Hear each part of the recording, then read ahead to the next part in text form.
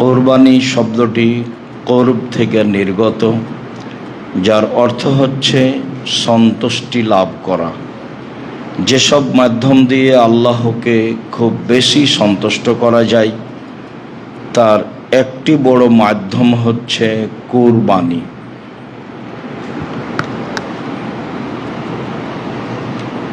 আজ থেকে প্রায় ৫,৫০০ বছর পূর্বে ইরাকের ব্যাবিলন শহরের উর নামক গ্রামে ইব্রাহিম আলাইহিস সালাম জন্মগ্রহণ করেন। তিনি যে কুরবানি করেছিলেন সে কুরবানি আমাদের কুরবানি। যদিও কুরবানি প্রথা আদম আলাইহিস সালাম থেকেই চালু রয়েছে। আদম আলাইহিস সালামের এক ছেলে এক মেয়ে একসাথে জন্ম নিত। আগের ছেলে পরের মেয়ে, পরের ছেলে আগের মেয়ে, এভাবে তিনি বিবাহ দিতেন।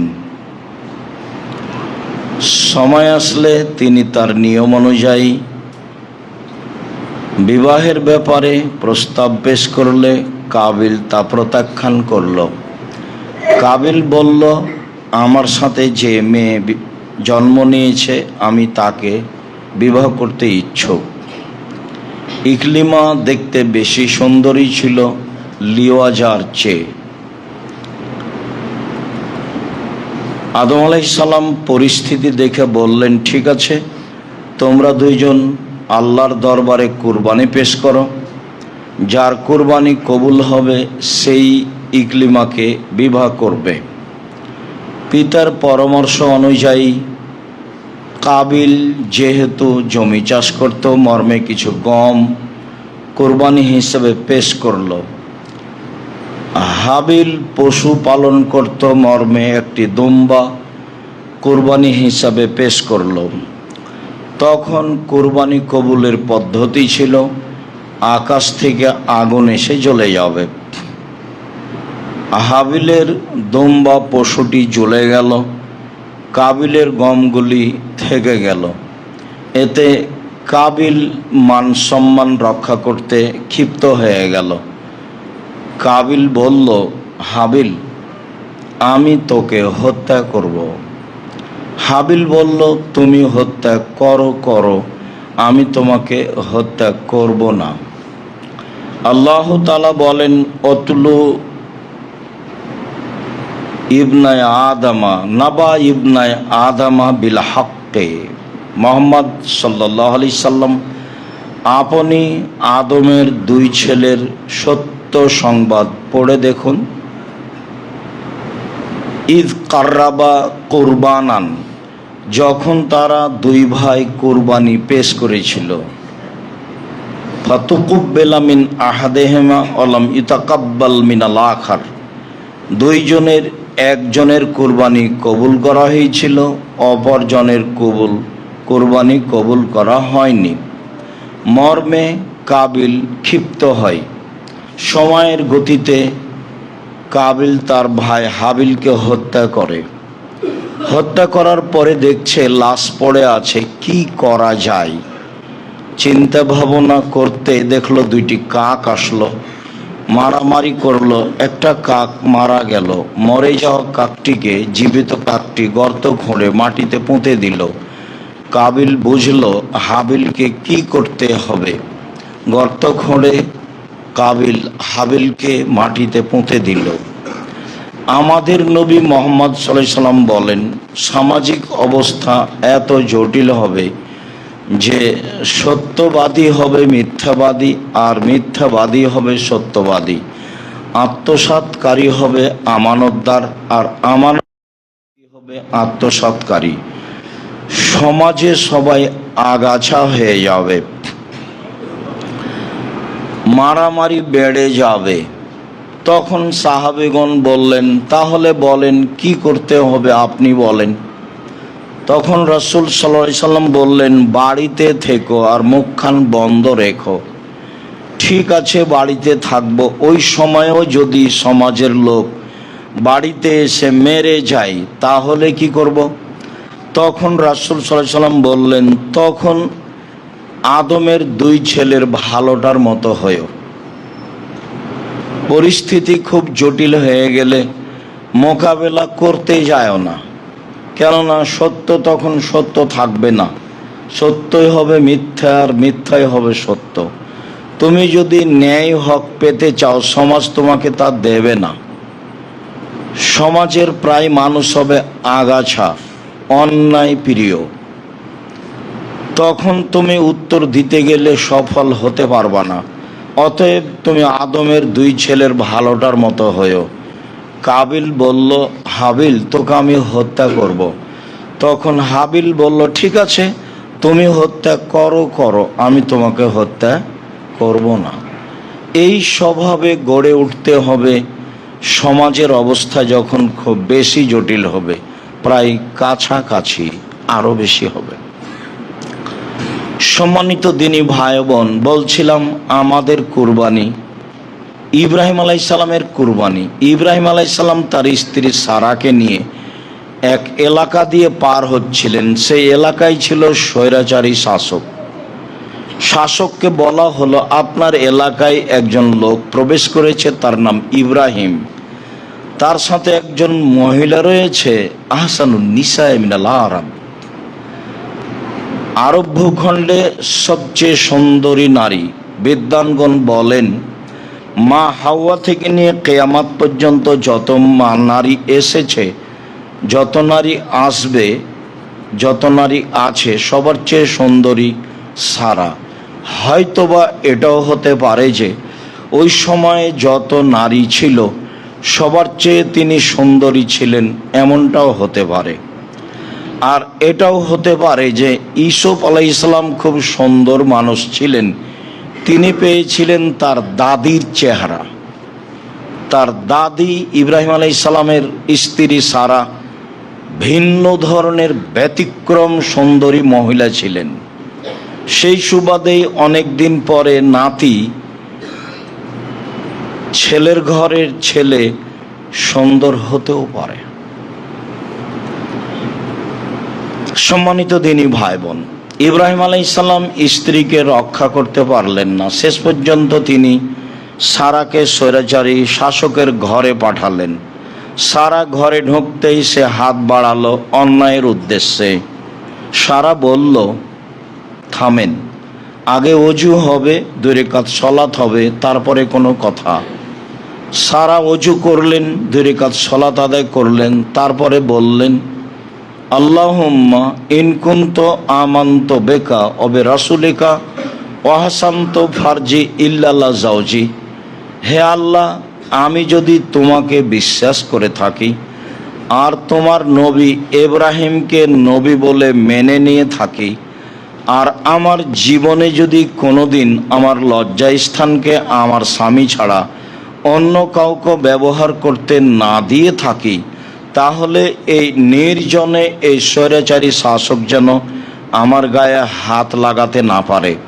কথা শেষই হয়নি, স্বৈরাচারী শাসক অজ্ঞান হয়ে মাটিতে পড়ে গেল। সারা বললেন, আল্লাহ, এই সময়ে যদি এ মারা যায় তাহলে আমরা স্বামী স্ত্রী দোষী সাব্যস্ত হব, আটকা পড়ে যাব, তুমি একে মেরে ফেলো না। বুখারী মুসলিমের বর্ণনায় এভাবেও এসেছে যে স্বৈরাচারী শাসক বলল, দেখো সারা, তুমি তোমার প্রতিপালককে বলো আমি ভালো হয়ে গেলে তোমার সাথে অন্যায় করব না। ভালো হয়ে গেল, আবারও অন্যায়ের চেষ্টা করলো, আবারও বলল, আবারও দোয়া করলেন, ভালো হয়ে গেল, আবারও অন্যায়ের চেষ্টা করলো। তৃতীয়বারে বলছে, তোমরা কে আছো? তোমরা তো আমার কাছে শয়তানকে পাঠিয়েছ। সারা কি মানুষ? সারা তো শয়তান, একে নিয়ে যাও। আর হাজেরাকে তার কাজের মেয়ে হিসাবে দিয়ে দাও। মনে রাখা ভালো হবে যে জীবনে উপকার আপনি যার করবেন সে ক্ষতি করতে পারে, এ কথাই ঠিক। ক্ষতি মেনে নিয়ে উপকার করার চেষ্টা করতে হবে। সারা 3বার আল্লাহর দরবারে দোয়া প্রার্থনা করে তাকে রক্ষা করলো। ফলাফলে স্বৈরাচারী শাসক বলছে, তোমরা কে আছো? তোমরা তো এখানে শয়তানকে পাঠিয়েছ। ও সারাকে শয়তান বলে ঘোষণা দিল। বুখারী মুসলিম। সারা কাজের মেয়ে হাজেরাকে সাথে নিয়ে স্বামীর কাছে উপস্থিত হলেন। তিনি বললেন, আল্লাহ স্বৈরাচারী শাসককে সফল করেনি।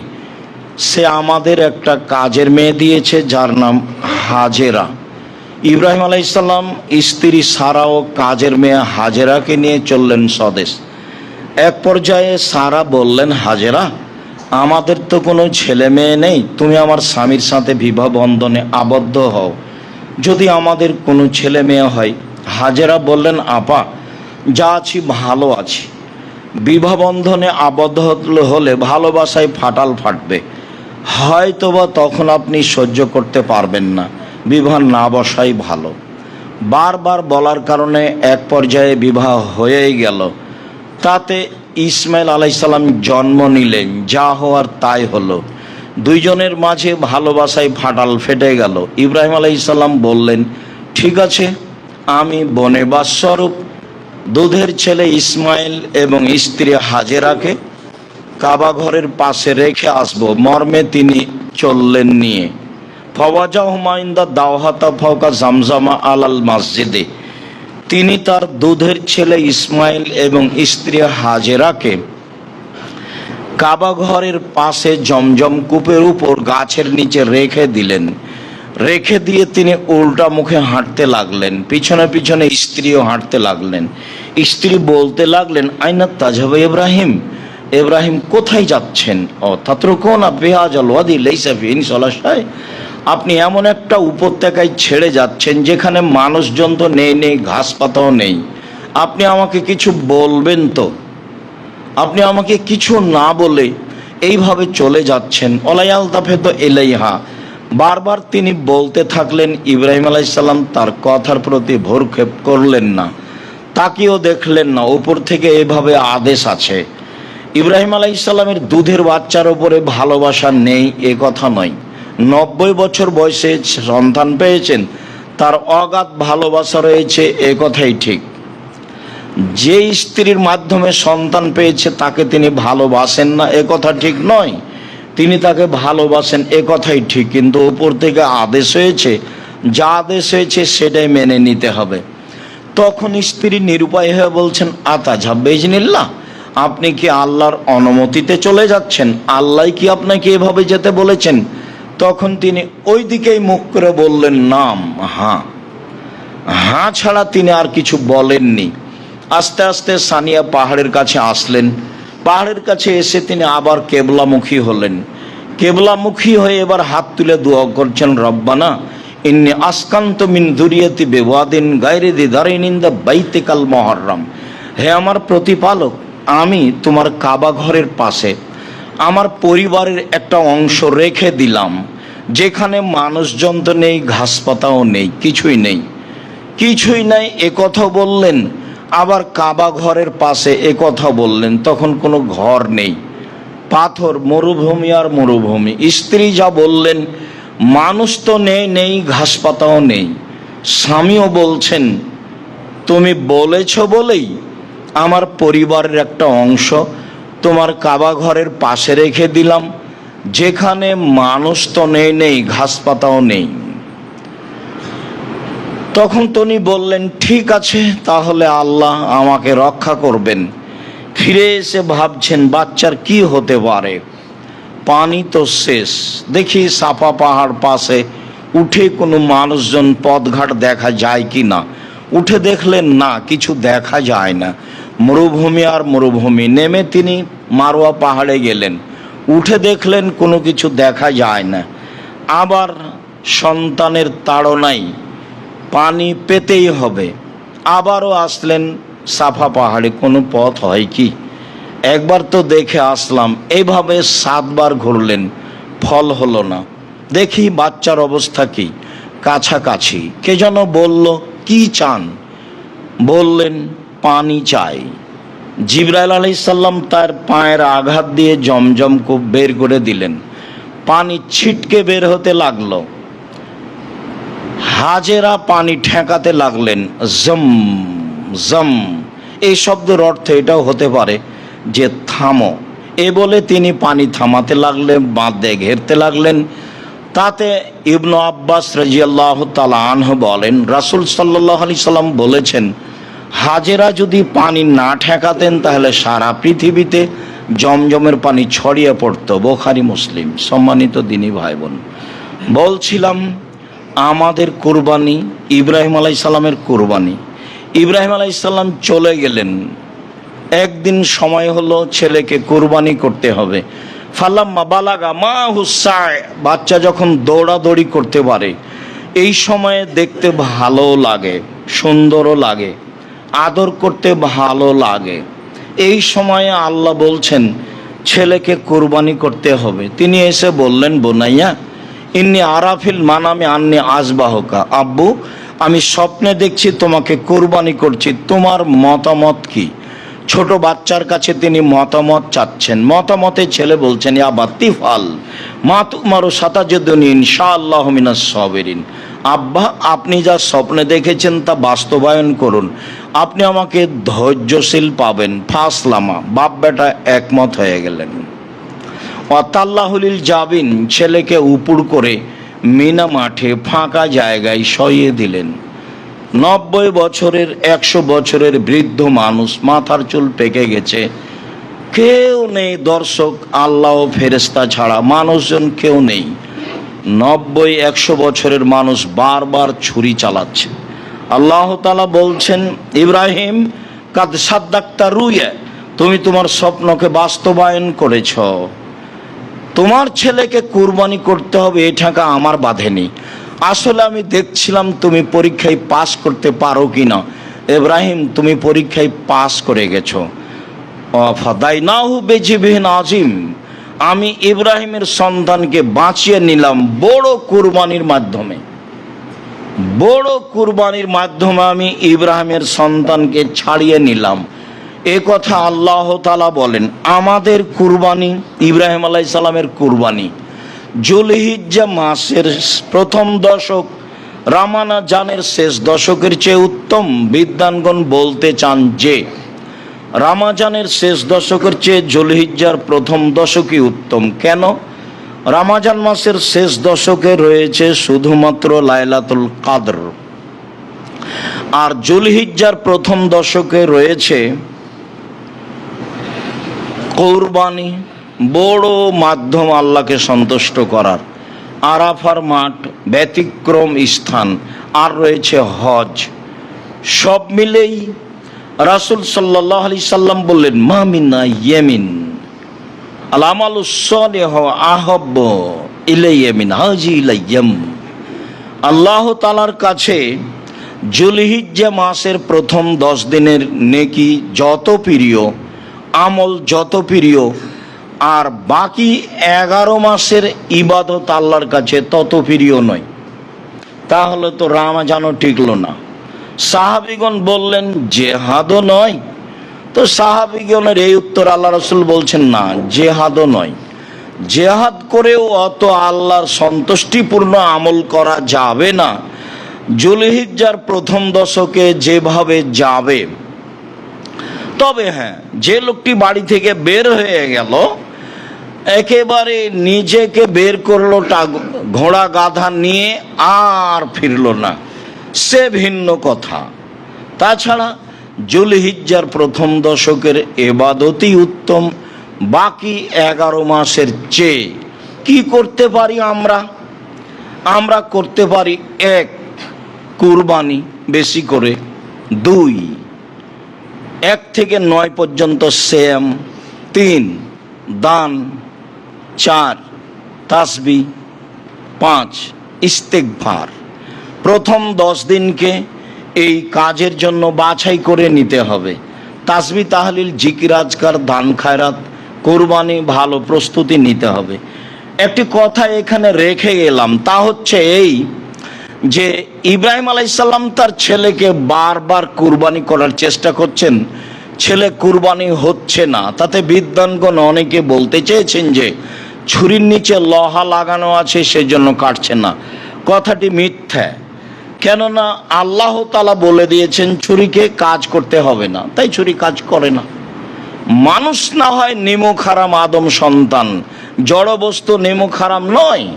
জড় বস্তু আল্লাহর কথা মানে। এই যে ইব্রাহিম আলাইহিসসালামকে আগুনে নিক্ষেপ করা হলো, আল্লাহ বললেন আগুন শীতল হও, এই যে হয়েছে। ইব্রাহিম আলাইহিসসালাম তো আগুনে জ্বলে গেলেন না, তো আল্লাহ বললেন ছুরিকে কেটো না, বাস কাটলো না। তা অনেক প্রমাণ আছে, বুখারী মুসলিমের হাদিস।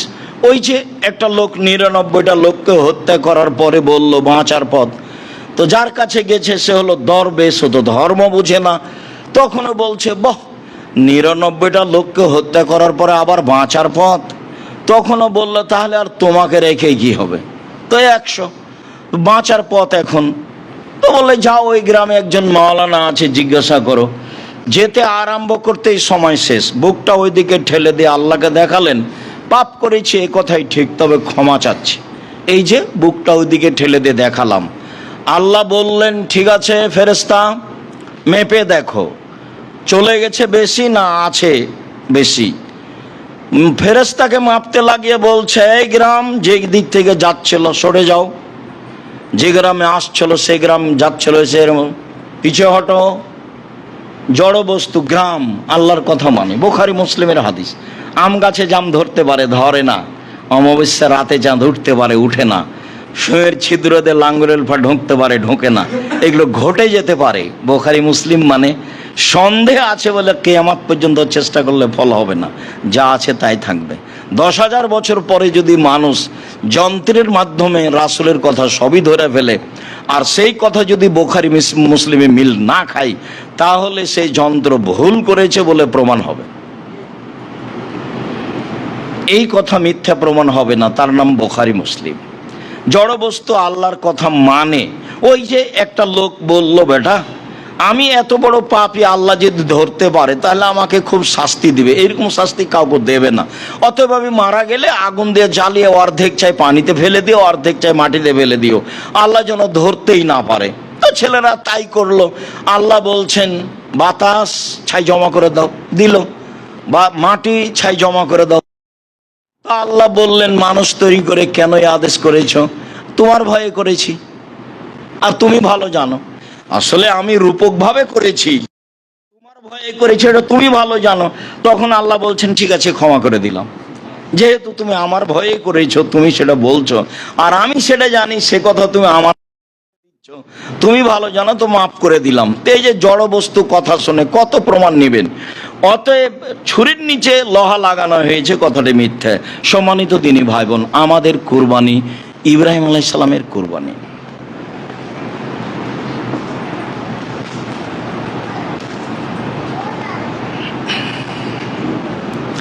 আলহামদুলিল্লাহ ওয়াহদা ওয়াসসালাতু ওয়াসসালামু আলা মান লা নাবিয়্যা বাদা। আবু হুরায়রা রাদিয়াল্লাহু তাআলা আনহু বলেন রাসূল সাল্লাল্লাহু আলাইহি ওয়াসাল্লাম বলেছেন মান কানা লাহু সাওলা মিজাহি ফালা ইয়াকরাবান্না মুসাল্লানা। কারো যদি টাকা পয়সা থাকে, সে যদি কুরবানি না করে, তাহলে সে যেন আমার ঈদগাহের মাঠে না আসে। এর অর্থ এই নয় যে কুরবানি ফরজ। কুরবানি একটি সুন্নাতে মুআক্কাদা, গুরুত্বপূর্ণ সুন্নাত। করা ভালো, না করলে গুনাহগার হবে মানুষ, এ কথা নয়। আবু বকর সিদ্দিক রাদিয়াল্লাহু তাআলা, ওমর রাদিয়াল্লাহু তাআলা মাঝে মধ্যে করতেন না, মানুষ যেন ফরজ মনে না করে। আল্লাহকে সন্তুষ্ট করার একটি বড় মাধ্যম কুরবানি। আনাস রাদিয়াল্লাহু তাআলা আনহু বলেন জাহা রাসূলুল্লাহ সাল্লাল্লাহু আলাইহি ওয়াসাল্লাম কাবশাইনে আমলাহাইনে আকরানাইনে। আমি রাসূল সাল্লাল্লাহু আলাইহি সাল্লামকে দেখলাম, তিনি দুইটি ভেড়া জবে করলেন। তা ছিল সাদা কালো, তা ছিল সিংওয়ালা। তিনি নিজে হাতে জবে করলেন। তিনি তার চোয়ালের উপরে পা চাপিয়ে দিলেন, তারপরে বললেন বিসমিল্লাহ আল্লাহু আকবার। এইভাবে তিনি কুরবানি করলেন। আবু হুরায়রা রাদিয়াল্লাহু তাআলা আনহু বলেন কানা নবী সাল্লাল্লাহু আলাইহি সাল্লাম ইজা আরাদা ইজাহিয়া।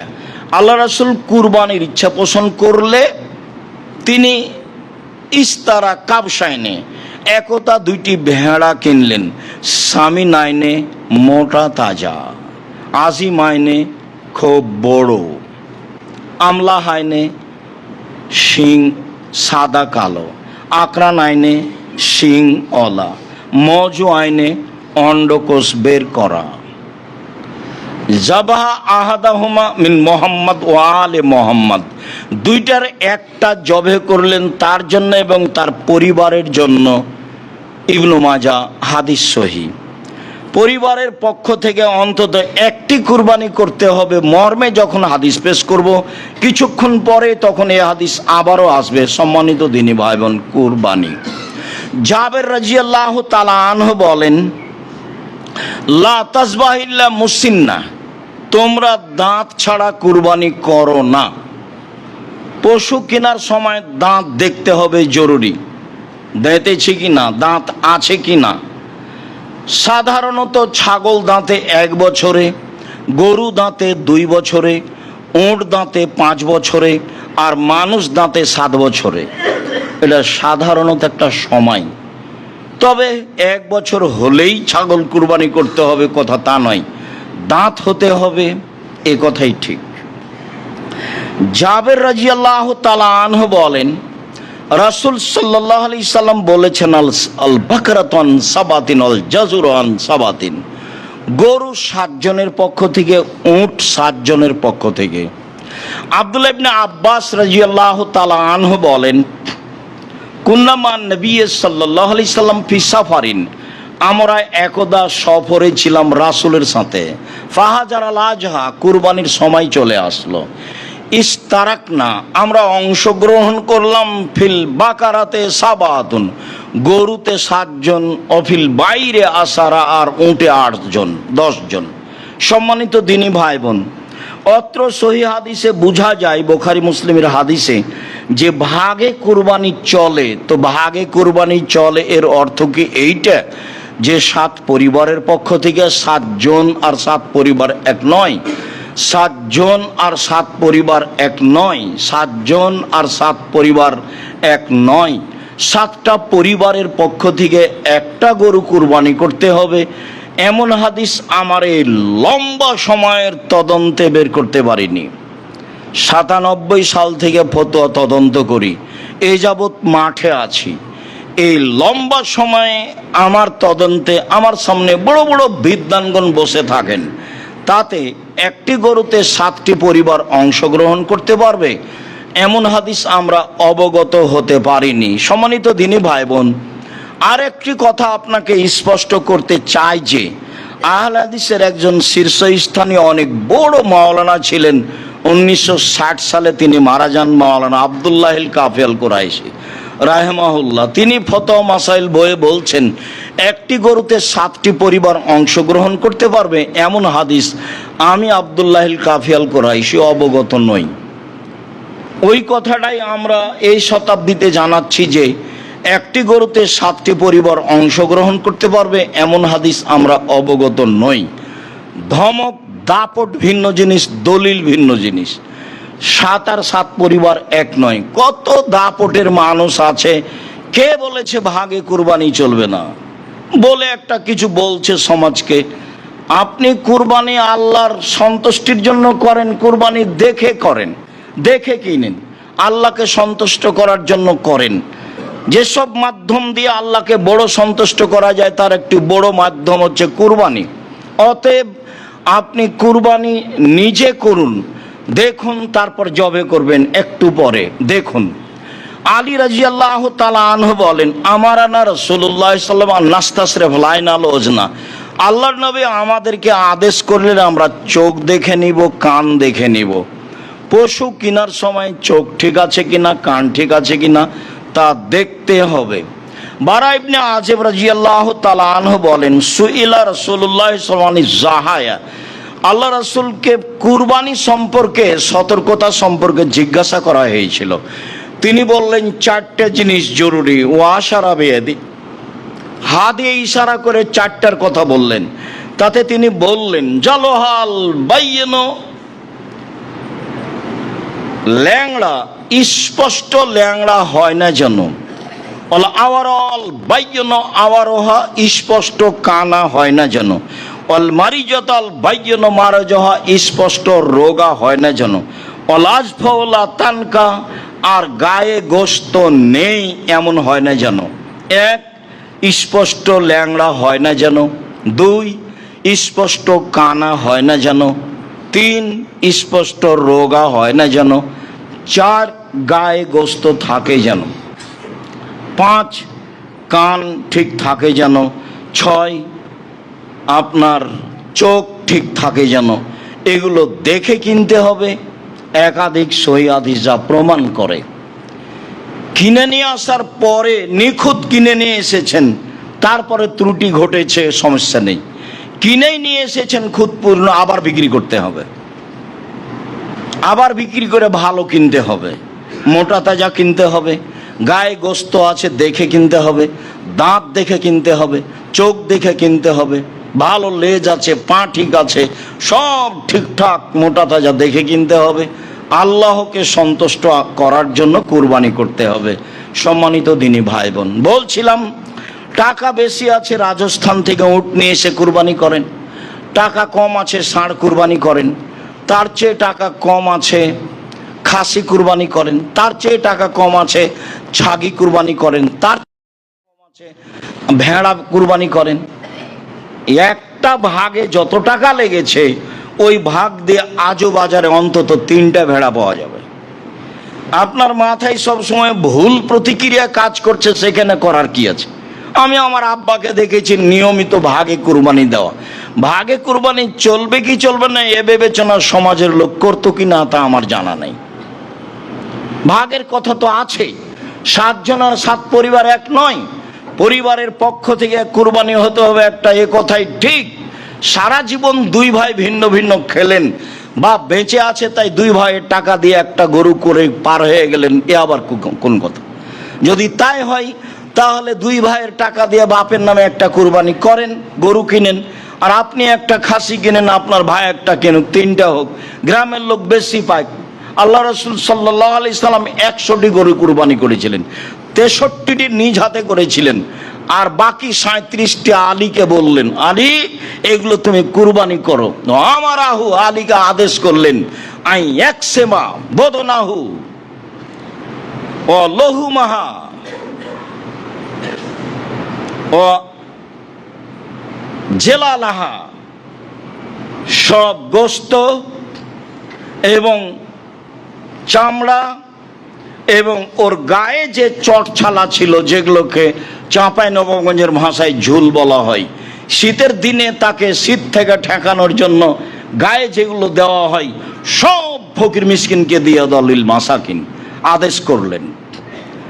তো শুধু নিজে খাওয়ার লক্ষ্যে কুরবানি করবেন কেন? দেওয়ার লক্ষ্যে করবেন, যেহেতু বড় নেকি, বড় মাধ্যম আল্লাহকে সন্তুষ্ট করার। তো সংকীর্ণতায় যান কেন? টাকা কম আছে একটা ভেড়া কিনেন, নাহলে একটা ছাগি কিনেন, নাহলে একটা খাসি কিনেন, ভাগের মাথায় আসছে কেন? টাকা বেশি আছে 10টা 50টা গরু করেন না, এলাকার গরিব মানুষ খায় না কেন? সম্মানিত তিনি ভাই বোন, একটি পরিবারের পক্ষ থেকে একটি প্রাণী কুরবানি করতে হবে। এক, আয়েশা রাদিয়াল্লাহু তাআলা আনহা বলেন, নাহারা রাসূলুল্লাহ সাল্লাল্লাহু আলাইহি সাল্লাম ফি হাজ্জাতিল বিদায় মিন আলে মুহাম্মদ বাকারাতান ওয়াহিদাতান। রাসূল সাল্লাল্লাহু আলাইহি সাল্লাম বিদায় হজের বছর তার পরিবারের পক্ষ থেকে তিনি একটি গরু কুরবানি করেছিলেন, বাকারাতান ওয়াহিদা, একটি গরু। হাদিস বুখারী মুসলিম।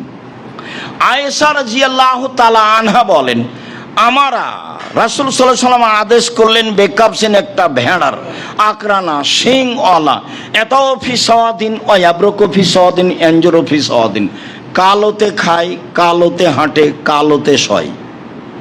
কালোতে খায় মানে পাক মুখ কালো, কালোতে শয় মানে পেট কালো, কালোতে হাঁটে মানে পা কালো। কালো প্রাণীর মধ্যে কি রহস্য আছে? তাতে বিদ্বানগণ মনে করেন যে কালো প্রাণীর গোশতে স্বাদ বেশি আছে, হতে পারে। রহস্য রাসূল সাল্লাল্লাহু আলাইহি ওয়াসাল্লাম কিছু বলে যাননি।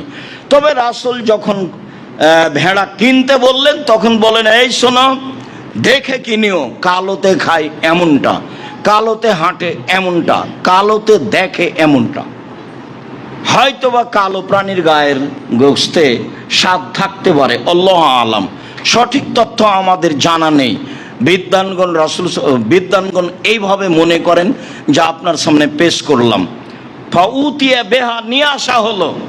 আয়েশাকে বলেন, আয়েশা ইসহাজিহা বেহাজারিন, ছুরিটা ধারালো করে নিয়ে আসো। আমাদের দেশে পুরুষ মানুষ ছুরি ধারালো করে। আল্লাহর নবী আয়েশাকে বলছেন, আয়েশা ছুরিটা ধারালো করে নিয়ে আসো। স্ত্রীর নাম ধরে ডাকা ভালো। আর একটু আগে অবগত হলেন স্ত্রী স্বামীর নাম ধরে ডাকছেন, ইব্রাহিম কোথায় যাচ্ছেন, ইব্রাহিম কোথায় যাচ্ছেন, ইব্রাহিম কোথায় যাচ্ছেন। ইব্রাহিম আলাইহিস সালামের স্ত্রী তার স্বামীর নাম ধরে ডাকতে পারে, আপনার পারে না? আপনি আবার ইব্রাহিম আলাইহিস সালামের চেয়ে সম্মানী কখন হলেন যে আপনি বলছেন যে নাম ধরে ডাকা বেয়াদবি? নাম ধরে ডাকা বেয়াদবি, বলাই বেয়াদবি। নাম ধরেই ডাকতে হবে, এটাই ঠিক। স্বামী স্ত্রীর নাম ধরে ডাকলে বরং খুশি হয়। একটু আদেশ করবেন, খালি মুখখান ভারী করে গরম হয়ে থাকিন না। গরম হয়ে থাকলে অত অভিমান করলে পূরণ হবে না, তখন শেষা হয়ে তালাক। অত অভিমান করেন কেন? পানি ঢেলে দেয়নি সেই অভিমান, বিছনা ঠিক করে দেয়নি সেই অভিমান, এই করেনি সেই অভিমান, ওর শ্বশুর টাকা পয়সা দেয়নি সেই অভিমান। এত অভিমান বইয়ের উপরে করেন কেন? আদেশ করেন, খালেদা এদিকে শোনো, এক গ্লাস পানি নিয়ে আস, খুশি হয়ে যাবে। নাম ধরে ডাকেন, অভিমান কম করেন। বরং ও মহিলা মানুষ আপনার উপরে অভিমান করতে পারে, যদিও অভিমান করলে ক্ষতি হয়। আমি বলেছি মহিলা মানুষ হিসাবে 3টা কাজ জরুরি। 1, অভিমান করবে না। 2, প্রতিবাদ করবে না। 3,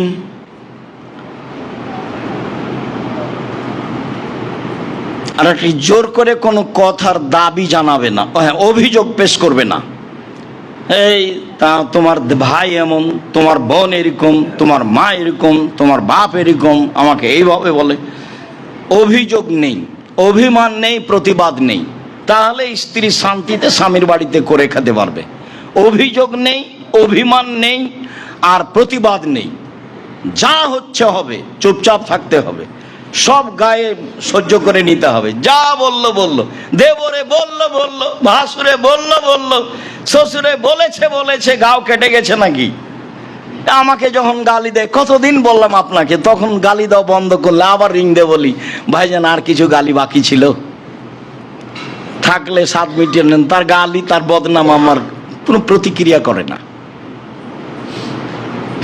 হ্যাঁ, এরকম কোনো ভিতরে আমার সাথ জাগে না। আমার জীবনে আমি মানুষের প্রতিশোধ নিব না এবং বদনাম করব না, এটা আমার ত্যাগ ইনশাল্লাহ, যে কোনো মূল্যে। সম্মানিত দিনী ভাই বোন, বলছিলাম এইবার আয়েশা রাদিয়াল্লাহু তাআলা আনহা ছুরি ধারালো করে নিয়ে এসে দিলেন। আয়েশা বলছেন যে দেখলাম তিনি প্রাণীটা ফেলে দিলেন, চোয়ালের উপরে পা চাপালেন, তারপরে বলছেন আল্লাহুম্মা তাকাব্বাল মিন মুহাম্মদ ওয়া আলি মুহাম্মদ, হে আল্লাহ তুমি এটা কবুল করো মুহাম্মাদের পক্ষ থেকে, তার পরিবারের পক্ষ থেকে। বিসমিল্লাহ, আল্লাহু আকবার। আল্লাহর নামে আল্লাহ সবচেয়ে বড়, জবে করলেন। এই যে পরিবারের পক্ষ থেকে, বুখারী মুসলিমের হাদিস। আগেরটা ছিল, এটাও বুখারী মুসলিমের হাদিস। মেখনাফ ইবনে সুলাইম বলছেন কুল্লামা নবী সাল্লাল্লাহু আলাইহি সাল্লাম আরাফা বে আরাফা ওকুফান, আমরা রাসূলের পাশে আরাফার মাঠে দাঁড়িয়েছিলাম। তিনি আরাফার মাঠে এক ঐতিহাসিক বক্তব্য দিলেন। ঐতিহাসিক বক্তব্যে তিনি অনেক কথা বললেন। এক পর্যায়ে বললেন, ইয়া আইয়ুহান নাস, জনগণ মনে রেখো, আলা ইন্না লিকুল্লি আহলি বাইতিন ফি কুল্লি আমিন উজিয়া, প্রত্যেকটা পরিবারের পক্ষ থেকে অন্তত একটি প্রাণী কুরবানি হতে হবে প্রতি বছর। জনগণ মনে রেখো, প্রত্যেকটা পরিবারের পক্ষ থেকে অন্তত একটি প্রাণী কুরবানি হতে হবে প্রতি বছর। পরিবার কাকে বলে? ভাত ভিন্ন যেখানে, পরিবার ভিন্ন সেখানে। অ্যাকাউন্ট ভিন্ন আছে 2 ভাইয়ের, চাকরি করে ভিন্ন, আর কুরবানি তো বলছে 2 ভাই একসাথে। আপনি বুঝেন তো, আল্লাহ বুঝে না? সারা জীবন তো ইনকাম ভিন্ন ভিন্নই করলেন, অ্যাকাউন্ট তো ভিন্নই আছে। তো হ্যাঁ করেন, 2 ভাইয়ের টাকা দিয়ে বাপের নামে একটা গরু কিনেন না, 2 ভাইয়ে 2টা করেন, বেশি কুরবানি করেন, নেকি বেশি হবে। আল্লাহ রাসূল একাই 100টা করলেন, তা আপনি 5-7টা করেন, 10টা। ছোট মন কেন? আরে তাহলে তো গরিব মানুষ বেশি গোস্ত নিবে, বাজারে বিক্রি করবে, করুক না, তাতে আপনার হিংসাটা কেন হচ্ছে? এইটা কেন? আতা ইবনে ইয়াসার বলছেন, আমি আবু আইয়ুব আনসারীকে বললাম, কাইফা কানাতিজ যাহায়া ফি আহাদি রাসূলুল্লাহ সাল্লাল্লাহু আলাইহি ওয়াসাল্লাম, ও আবু আইয়ুব আনসারী, বিশিষ্ট সাহাবী, রাসূলের যুগে কুরবানি কেমন ছিল? তিনি বলছেন, কানার রাজুলু ইউজাহি বিসাতান ওয়া আহলি বাইতিহি। রাসূলের যুগে পরিবারের মালিক তার পক্ষ থেকে এবং তার পরিবারের পক্ষ থেকে একটি ভেড়া কুরবানি করতেন, একল নইতে মোনা, খেতেন ও খাওয়াতেন, খেতেন ও খাওয়াতেন। এই যে 4-5টা হাদিস আপনার সামনে পেশ করলাম, পরিবারের পক্ষ থেকে অন্তত একটি প্রাণী কুরবানি করতে হবে। এইটা আপনাকে আবারও বলছি যে আপনি বৈধ পয়সা দিয়ে অন্তত পরিবারের পক্ষ থেকে একটি প্রাণী কুরবানি করেন। বেশি টাকা আছে উট করেন, তারপরে গরু করেন, না হয় খাসি করেন, না হয় ছাগি করেন, না হয় ভেড়া করেন। আকিকার সাথে কুরবানির কোনো সম্পর্ক নেই, আকিকার সাথে কুরবানির কোনো সম্পর্ক নেই। আকিকা হচ্ছে পিতার জিম্মেদারি, পিতাকে দিতেই হবে। জন্মের 7ম দিনে আকিকা দিতে হবে। 14 দিনে চলে না, 21 দিনে চলে না, জীবনে একদিন চলে না। মতামতে হাদিস একটাও ঠিক নয়। 7ম দিনেই আকিকা দিতে হবে, আপনি দিতে বাধ্য। কানা দেন, খোড়া দেন, ল্যাংড়া দেন, আধা মরা দেন, দেন। 500 টাকা দিয়ে কিনেন, 300 টাকা দিয়ে কিনেন, 5000 দিয়ে কিনেন, যেটা আপনার অনুকূলে হয়। ছেলের জন্য 2টা, মেয়ের জন্য একটা করেন। এটাও না হলে আপনি ছেলের জন্য একটা, মেয়ের জন্য একটা করেন। আপনি আকিকা দেন, আকিকার গোশত আপনার নিজস্ব গোশত, আপনি খাবেন না আরেকজনকে খাওয়াবেন, সেটা আপনার ব্যাপার। থাকলো কুরবানি, তখন আল্লাহ রসুল বলছেন যে ফাকুল ওয়াতিমুল বাহিসাল ফাকির, পৃথিবীর মানুষ কুরবানির গোশত তোমরা খাও এবং অসহায় দুস্থ গরিব মানুষকে খেতে দাও। আদেশ, কুরবানি নেকির কাজ, আদেশ পালন করতে হবে, নিজে খেতে হবে এবং ফকির মিসকিন অসুস্থ মানুষকে, অসহায় মানুষকে খাওয়াতে হবে। রাসূল সাল্লাল্লাহু আলাইহি ওয়াসাল্লাম বলেন কুল ওয়াদ্দাখির ওয়াতিমুল বাইসাল ফাকির, কুল ওয়াদ্দাখির ওয়াতিমু, পৃথিবীর মানুষ তোমরা কুরবানির গোশত খাও, জমা রাখো, দুস্থ গরিবদের খাওয়াও। কুরবানির গোশত ফ্রিজে রেখে লম্বা সময় খেতে পারেন। অসহায় মানুষ পাশে ছিল, তাকে দিলেন না, তারপরে ফ্রিজে রেখে দিলেন, তাহলে কি হলো? ভুল হয়েছে, এটা কৃপণতা হয়েছে, ঠিক হয়নি। হ্যাঁ, নেওয়ার যদি না থাকে, কেউ জমা রাখেন, সেটা ভিন্ন কথা, তবে দেওয়ার চেষ্টা করবেন। আল্লাহ রসুল আলীকে আদেশ করলেন, আলী যে কয়েকটা গরু জবাই করা হলো তার 1 টুকরা নিয়ে রান্না করো আর সব ফকির মিসকিনের মধ্যে বন্টন করে দাও। বেশি করে করেন, ফকির মিসকিনের মধ্যে বন্টন করে দিবেন। আব্দুর রাজ্জাক সাহেব ফকির নিয়ে যত বিক্রি করে তাতে আপনার কি? বিক্রি করলো আপনার, হিন্দু যদি চাইতে আসে তবুও দিবেন। একটা কথা মনে রাখেন, বহুবার বলেছি, আবার আজকে বলছি, যখন কেউ চাইবে তখন দিয়ে দিয়েন, হাতিতে চড়ে থাকলেও, যেটা আপনার অনুকূলে হয়। আপনি যখন নিজে দিতে যাবেন তখন সে যেন পরহেজগার মানুষ হয়। আতেমুত্তমকমাত্তকা, তুমি পরহেজগার মানুষকে খেতে দাও। 10 টাকা দান করলে যেখানে শিরক নাই, বিদাত নাই, সেখানে দান করতে হবে। কাউকে খাওয়াতে চাইলে পরহেজগার মানুষকে খাওয়াতে হবে। এই হাদিসের সুবাদে মানুষ আলেম ওলামাকে দাওয়াত দিয়ে থাকে। মানুষের ধারণা যে আলেম ওলামা ভালো মানুষ, কথা ঠিকই আছে, কারণ আল্লাহ রসুল বলছেন আল ওলামা ওয়ারাসাতুল আম্বিয়া, আলেম ওলামা নবীগণের উত্তরাধিকারী। ভালোই তো কথা, কথা তো সুন্দর। এই হিসেবে আলেম ওলামাকে দাওয়াত দিতে হবে, এই কথাও ঠিক। আবার আল্লাহ রসুল বলছেন মৌলানা সাহেব দিয়ে জাহান্নাম উদ্বোধন হবে, তখন মৌলানা সাহেবকে দিয়ে যদি জাহান্নাম উদ্বোধন হয় তাহলে তা আপনাকে বিবেচনা করতে হবে। মাছ দিয়ে ভাত খেলে কাঁটা ফেলে খান, বুদ্ধি তো আছেই। তো আলেম বলছে আসলেই তা আপনি একটু ভেবে দেখলেই হবে, একটু জিজ্ঞাসা করলেই হবে। থুথির জোর সেই বক্তা, আসলেই কি তাই? আলেম ওলামা মানুষ আছে, পরহেজগার মানুষ আজও আছে। বিবেচনা করে চিন্তা ভাবনা করে একটু দিনের কাজ করবেন। খুতবার শেষে চলে আসলাম, সম্মানিত দিনী ভাই বোন। খুতবার শেষে আপনাকে বলছি, জুলহিজ্জার 1 তারিখ থেকে 9 পর্যন্ত সিয়াম রাখার প্রাণপণে চেষ্টা করতে হবে। 11 মাসের যে কোনো দিনের ইবাদতের চেয়ে জুলহিজ্জার প্রথম দশকের ইবাদত আল্লাহর কাছে অনেক অনেক অনেক বেশি প্রিয়। হাদিস তো বুখারী মুসলিম। তো ইবাদত কি করবেন, কি হতে পারে, ইবাদতের কথা তো উনি খাস করেননি, খালি বলেছেন জুলহিজ্জার প্রথম দশকের ইবাদত আল্লাহর কাছে যত প্রিয়, আর কোনো দিনের ইবাদত তত প্রিয় নয়। কি করবেন? প্রথম দশকে। তাতে পরামর্শে বললাম একাধিক হাদিসের ভিত্তিতে কুরবানি করুন। তাহলে প্রথম দশকে পড়লো একটা গেল। কুরবানি যদি করেন তার একটা কথা মনে রাখবেন, মান রা হেলালা জিলহিজ্জা ওয়ারাদা ইউজাহিয়া ফালা ইয়াখুজ মিন শারি ওয়ালা মিন আজফারিহি। যে কুরবানি করার ইচ্ছে করছে, চন্দ্র দেখলো সে যেন নখ না কাটে, চুল না কাটে, সে যেন নখ না কাটে, চুল না কাটে। ছেলে মেয়ে যারা আছে তাদের আদেশ আসেনি, তবে যেহেতু মালিক সবার পক্ষ থেকে কুরবানি দিচ্ছে, সবারই নখ চুল না কাটা ভালো। জুলহিজ্জার চন্দ্র ওঠার আগেই প্রস্তুত থাকবেন। অত বেখেয়াল থাকলে হয়? চাকরির সময় ঠিক আছে, মানুষের কাছে যাওয়ার সময় ঠিক আছে, গন্ডগোল আড্ডা পিটার সময় ঠিক আছে, সবই ঠিক থাকে, আর জুলহিজ্জার 1 তারিখ কবে সেটা ঠিক থাকে না।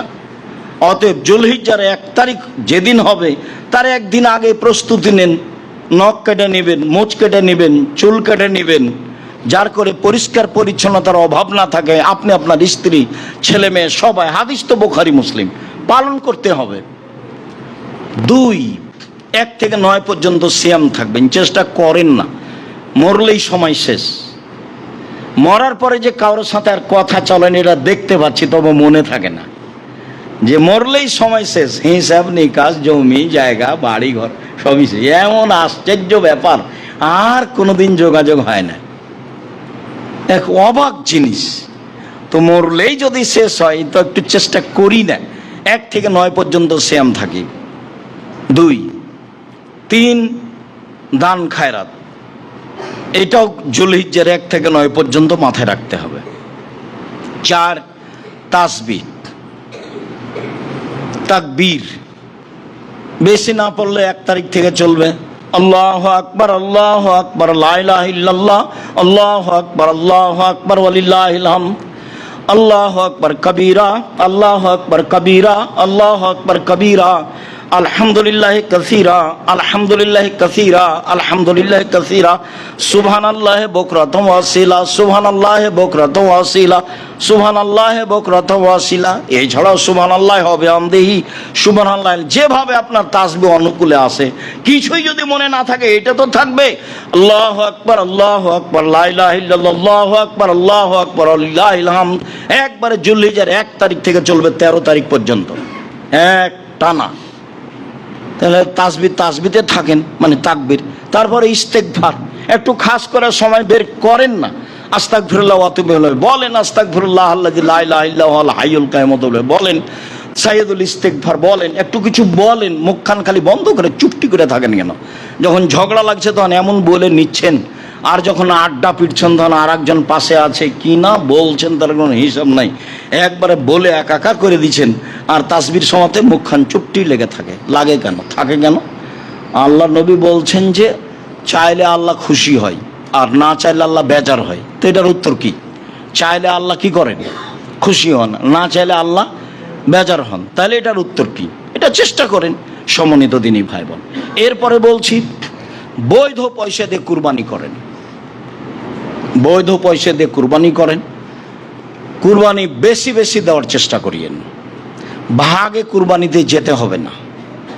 ভাগে কুরবানি করে গোস্ত ওর বেশি হয়েছে, হাড়গুলো খুলে এদিকে এসেছে, মাথা যে কোন দিকে গেল, কলিজা কে যে নিল, এসব কথা কেন? এখানে আপনি আসছেন কেন? যাতে আছে মান সম্মানের ব্যাপার, যাতে আছে ভুল ধারণা, যাতে আছে খারাপ ধারণা, সেখানে কেন?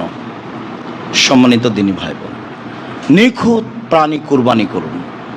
বাজারে গিয়ে একাধিকবার দেখবেন, যাকে পাঠাচ্ছেন তাকে বলে দিবেন ভালো করে লেজ দেখবা, ভালো চোখ দেখবা, ভালো কান দেখবা, ভালো পাঁটা দেখবা, ভালো খুর দেখবা, বেশ মোটা তাজা কিনা দেখবা। ছোট কিনেন, আপনার যেটা কুলাই সেটা করেন। কারো 10টা কুলাই 10টা করুক না, কারো 100টা কুলাই করুক, ও তো বুঝে না সেই জন্য করে না। করা দরকার, সে বুঝে না সেই জন্য করে না। ছেলে মেয়ে গোস্ত খাবে আশায় সে করে, ফ্রিজ ভর্তি গোস্ত রেখে দেয়। এর জন্য তো কুরবানি নয়। কুরবানি নিজে খাওয়া, দুস্থ গরিব খাওয়া। এই জন্য গোস্ত কি 3 ভাগ করতে হবে? 3 ভাগ জরুরি নয়। দিবেন, খাবেন, জমা রাখবেন। দিবেন আপনার মতো, জমা রাখবেন আপনার মতো, খাবেন আপনার মতো। সব জায়গাতে বিবেক চলে, এখানে চলে না? সব জায়গায় তো ভালোই বিবেক চলে, এখানে চলে না কেন? সেভাবে দিবেন।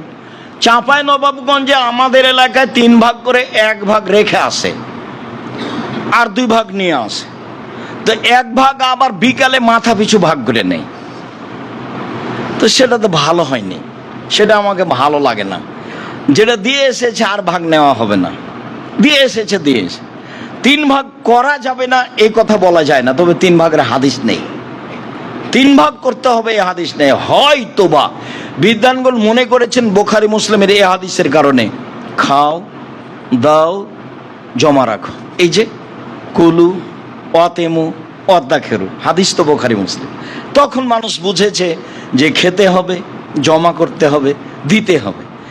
দিতে হবে বলতে চাঁপাইনবাবগঞ্জের লোক বুঝেছে যে এই গোস্ত মেয়ের শ্বশুর বাড়ি দিতে হবে, ছেলের শ্বশুর বাড়ি দিতে হবে, আত্মীয়তা বজায় রাখতে হবে। তো কুরবানির গোস্ত দিয়ে আত্মীয়তা বজায় রাখতে হবে, সেই কেন বুঝলো, আপনি কেন বুঝলেন? কুরবানির গোস্ত আত্মীয় তো ধনী মানুষ, সে এখানে পাঠাতে হবে কেন? অন্যদিন পাঠানো যায় না, মানে প্রথাই ভুল। চাঁপাইনবাবগঞ্জের বিবাহের শুরু থেকে না শেষ পর্যন্ত এমন একটা কাজ নাই যেটা জায়েজ, সবই হারাম। আমার জানা অনুপাতে একটা জায়েজ নয়। চট্টগ্রাম আরো দূরে আছে, বিবাহের নিয়ম কানুনই তারা শিখেনি কোনোদিন, বাকিগুলোর খবর আমার জানা নেই। তবে উকিল বাপ হারাম, এটা আপনি মনে রাখবেন, হারাম। উকিল বাপ হারাম। উকিল বাপ আবার কিসের? বাপকে মেরে ফেলে উকিল বাপ করতে হবে। উকিল বাপ কেন এখানে? এক এক দেশে এক এক রকম, প্রথাই ভিন্ন। সম্মানিত দিনী ভাই বোন, কুরবানির গোশত দিয়ে আত্মীয়তা বজায় রাখতে হবে এই প্রথা ঠিক নয়। দেওয়া না যায় যে কথা আমি বলছি না, কিন্তু প্রথা না যায় যে কথা বলছি। আত্মীয় স্বজনকে দিতে হবে এরকম কথা আল্লাহ রাসূল বলেননি। নিজে খাও, জমা রাখো, দুস্থ গরিবকে দাও। তা আত্মীয় স্বজন কোথায় আসলো? তা আমরা বুঝেছি 1 ভাগ খাও, 1 ভাগ ফকির মিসকিনকে দাও, আর 1 ভাগ আত্মীয় স্বজনকে দাও, তাই 3 ভাগ। কুরবানির গোশত আত্মীয় স্বজনকে ওই তো 3-4টা দিয়েছে, অন্য কিছু দিয়ে হাদিয়া দিয়ে সম্মান বজায় রাখার চেষ্টা করেন। ব্যবহার দিতে হবে, আমাটা দিতে হবে, জামাইকে খাটখাটলা চৌকি বাক্স আলমারি বড় সাজিয়ে দিতে হবে। জামাই কি ফকিরের ছেলে নাকি ভিক্ষা করে খাই? এই ছেলে, তোমার বাপ ভিক্ষা করে খাই? হ্যাঁ, তুমি শ্বশুরের কাছে নিয়েছো কোনো কিছু, আগামীকাল সন্ধ্যা হতে যা কিছু নিচে সব ফেরত দিবা।